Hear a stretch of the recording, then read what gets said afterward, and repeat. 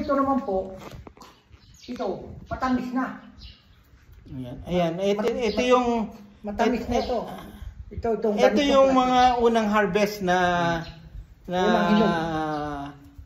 Bagong hinog ni Tatay Kulas. Kaya ito po yung ito po yung mangyayari sa sa atin. Ito po matamis. Ito po ang unang hinog sa puno. Itong unang hinog. Tamang-tama sa pagdating ng mga bisita natin sa May 6. Sakto po ito. Kaya Ito kaya ito ito nga. Yan po yung yan po yung mga bagong pitas sa taon na ito ng dragon fruit.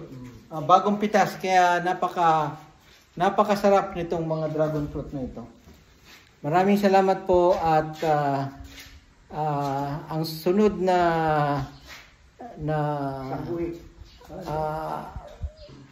aming video ay sa May 6 na po. Thank you at happy Sunday sa inyong lahat. May kukuha.